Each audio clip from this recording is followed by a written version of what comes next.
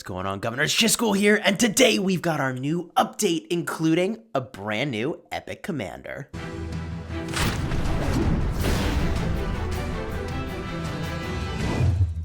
Hello my friends and welcome back. The patch has just finished. We logged in this morning to a pleasant surprise.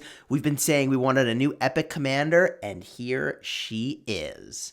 If you like Rise of Kingdoms guides that help you get value and smash your enemies, consider subscribing for that daily Rise of Kingdoms content, and we do cover new things as soon as they hit the game, including Keira, who is an archer, peacekeeping, and skill tree epic commander. Now, when we tap the plus right over here, we can see that she is coming from the Chisgule Crisis event. So I suspect that her sculptures are not going to come from the currency, but are probably going to come from a new boss that when you beat them, you get some number of their sculptures. Now, as you might expect, because it's a peacekeeper and because it's coming from Chisgule Crisis, this is a commander that is likely to be very, very good in that game mode, but we have a few surprises here. Let's start by looking at the skills. The active skill does a damage factor of 1,000 to up to 3 targets. That damage is reduced by 15% for each target beyond the first. So really we're looking at base 1,000 damage factor, and then doing a whole bunch of damage. If we get any extra targets, it's all upside from there. This is a decent active skill. It is AoE, which is going to be good in a lot of situations, for instance, including Ark of Osiris, if that's a game mode you're into, War, if there's large groups of people together. But let's look at the rest of her skills before we make any conclusions here. Second skill, troops led, increased damage dealt to barbarians and neutral units by upwards of 35%. That's a decent amount. We've seen a similar amount on Ethelfled, but what I think they're doing here, it says, and while in battle during Chisgule Crisis or Ian's Ballads, which is a new game mode, this increase is at 5%, so upwards of 35%. I think what they're saying, since both these numbers are identical, is that either they're going to update this set of numbers over here to be higher, or what they're going to do is make it so that it is in addition to this bonus damage to barbarians. So this might be an upwards of 70% total, the 35% combined, which would be very solid. We'll find out, and as soon as we know, we'll let you know. The third skill is offering 20% of stats, which is really on par with what we've seen with other commanders like Pelagius. 20% of stats is what we would expect from an epic, but it is archers. This is an archer commander, people, and I find that to be really fascinating. Looking at the fourth skill, normal attacks on the target have a 10% chance, so 1 in 10 hits, to increase the skill damage taken by an upwards of 80%. We see that above my head. And while you're in Chisgule Crisis or Ian's Ballad, the target's increased skill damage taken will change. Instead of being an upwards of 100%, rather 80%, we're looking at an upwards of 150%, which is really solid. P.S. We've got this new layout because our iPad stopped working last night. This will be temporary. We'll be back to the old one. So an increased skill damage taken of 150% is massive. That's so huge. That is a phenomenal debuff to put onto an enemy for a group game mode like this where multiple people hit the target.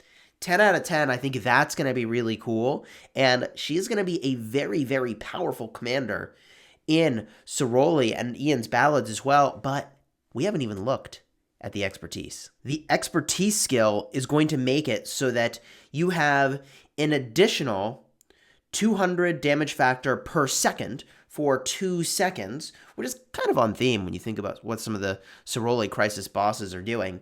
So an extra 400 total damage factor over an additional 2 seconds, that's pretty amazing, because now this makes it so that if you're hitting multiple targets, she is getting kind of out of hand.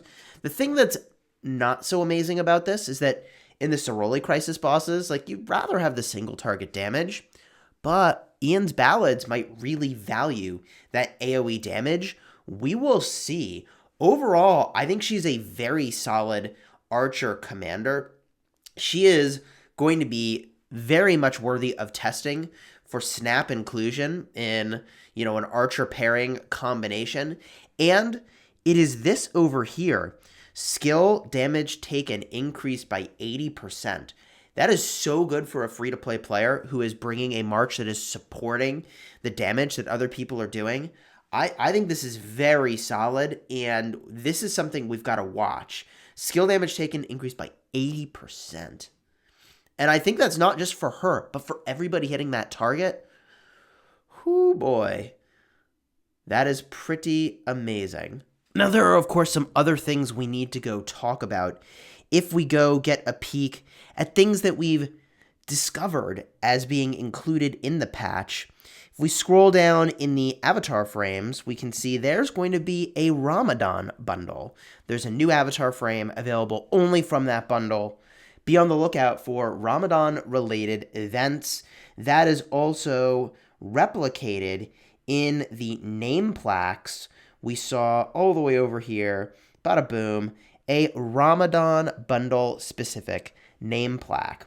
We did not, however, see a new city skin. What I will say is that, boy, those Archer stat city skins are looking a lot more compelling, including the KVK related Archer city skin. 5% damage to barbarians and 10% Archer attack could be really good if you're using Soroli.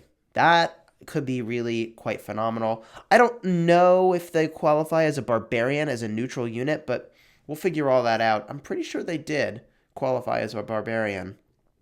We'll put a card up in the top in one of our videos where we actually did go and get a look at that. So the next thing we need to look at is that I'm sure, noticed your city looks a little bit different. There's a good bit more space.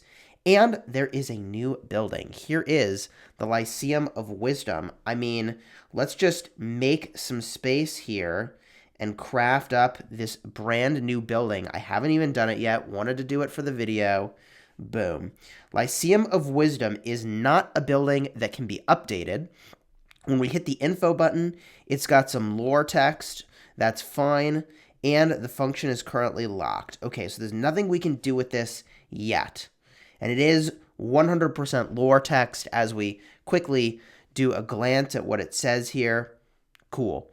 There is, of course, another place that we go and look every time there's a patch. In the Mysterious Merchant, we're not seeing anything new. And the place where we will see something new, I suspect, is if we head on over to the blacksmith. I always like to check the blacksmith when there's a patch, and card up in the top for my recent KVK-related predictions for what the rewards might be. Spoiler alert, equipment. Here you can see in green, it says Can Forge. What this I assume is going to do is use up some number of your material choice chests in order to use them as it sees fit to forge the item. In theory, that saves you some time. Honestly, that button terrifies me. I've never been more afraid to enter into the blacksmith and accidentally craft something as I'm saving up for something major. I like to keep my chests as material choice chests so I have my optionality open, and I'm a little bit terrified, in case they release something new and I want to do that instead, that now what I've got to do is start actually building toward a thing that I'm planning to build toward much sooner than I would have to avoid accidentally quick forging something I don't want. I don't know. We'll see. There is a bunch of new stuff here, however, worth talking about. The Blessed Blade is going to come from Ian's Ballads, and it is a infantry and archer weapon with damage to barbarians. I do like that is going to do damage to barbarians. I think that's appropriate for a weapon coming from this game mode. With that said, the Staff of the Lost is giving me 5% of archer defense already, and 5% of infantry defense. So, look, the archer attack is certainly better than defense, in my opinion, for a mode like Soroli Crisis. And is the damage to barbarians that might put this weapon slightly over the top, but only so slightly over the blue weapon. But if you have the special talent on this, it would be pretty solid, actually, certainly for that game mode, and it is way less materials than Staff of the Lost, a decent addition. In the helmet spot, there is a new set, the Revival Helmet, offering 5% infantry defense and 5% archer defense. This is really putting to bed the Abyssal Visage as a slam dunk solid choice for most commanders, is one of the best helmets you can do. The Expedition Warhelm is still very solid for cavalry, of course. Helm of the Phoenix, however, is going to start to be eclipsed. It'll still be good because of the damage to barbarians and a bunch of other game modes, but Revival Helmet is looking like the new Chase Helmet in Rise of Kingdoms. This helmet is a lot of materials to craft, however, but it is worth the price of entry, coming from Ian's Ballads as well on only Nightmare or Hell difficulty. This is a snap inclusion as a new best in slot item for a helmet. It is a pretty freaking solid piece. Cruising on to the chest plates, we've got the Revival Plate, offering 5% of cavalry defense and 5% of archer attack. And this is a part of the set, by the way. The 2-piece bonus is 2 attack. The 4-piece bonus is 2% defense, which is fine. Interestingly, we only found 3 pieces of this set currently in the shop, so maybe they will add that in later. Now, this set, 5% archer attack, is pretty good. If we cruise around where you can get more archer attack, at the legendary tier you can. At the epic tier, you have 5% archer attack as well. So the only difference here between these 2 pieces, believe it or not, wow, this is a little disappointing. The only difference is that one is a part of a set, which means it's just better. So Revival Plate is just snap better than the Dark Lord's Blessing. They both require the same number of materials to craft. And I feel pretty bad for the folks that were running around like crazy gathering Dark Lord's Blessing, which is only available from barbarian camps and keeps. That said, we don't know how hard it's going to be to get the patterns for this, so the early access to the Dark Lord's Blessing is pretty solid, but Revival Plate is the obvious snap build, snap equip over the previous. That said, looking at the easier equipment to create, we've got a Milanese Plate with the Expertise Special Talent. That puts us at 3% cavalry stats already. So it is 2% of cavalry stats more if you want to go Revival Plate. Looking at the blue chest piece, if we built and forged this, we could get 4% archer health, and you're getting 5% over here. I think the thing that makes the Revival Plate solid is that you get the special talent, or if you get the set, you're really cruising here. There is also chainmail that you'll definitely get the special talent on this, which would give you 4% of archer stats. So this is really an incremental upgrade, not nearly as good in my opinion as the helmet. Continuing on, we do see there are gloves that are new, and these are just okay.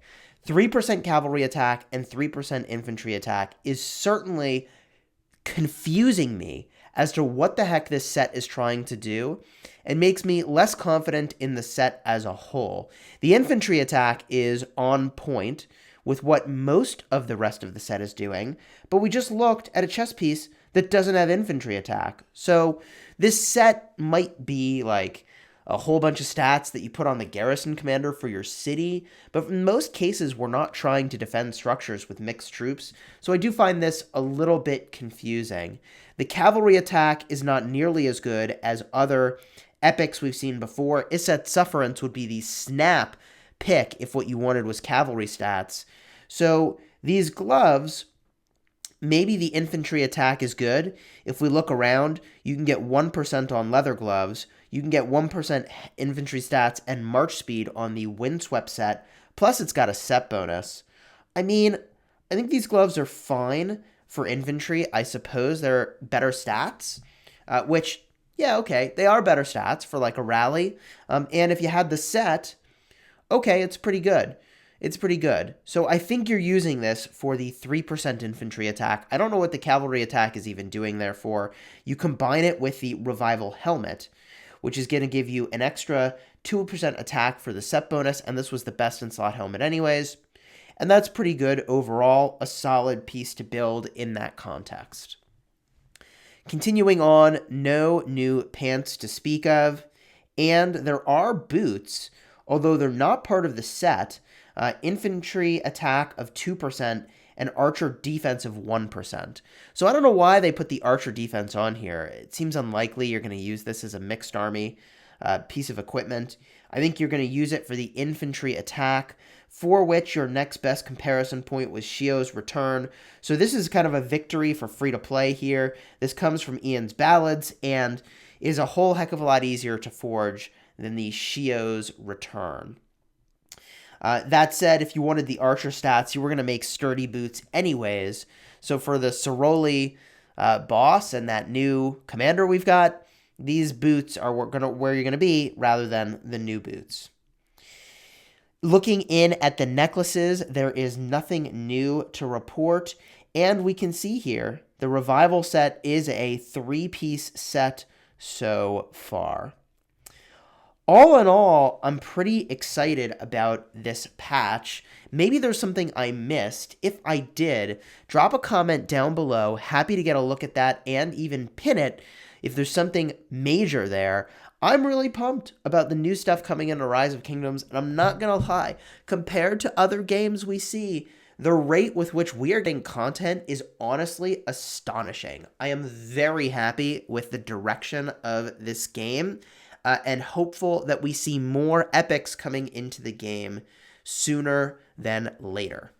Consider subscribing to the channel if you enjoyed this video and want more daily Rise of Kingdoms content. I mean, we're bringing you that entertainment while everybody's social distancing. Drop a like on the video if you enjoyed this, and until next time, you have fun smashing the kingdom.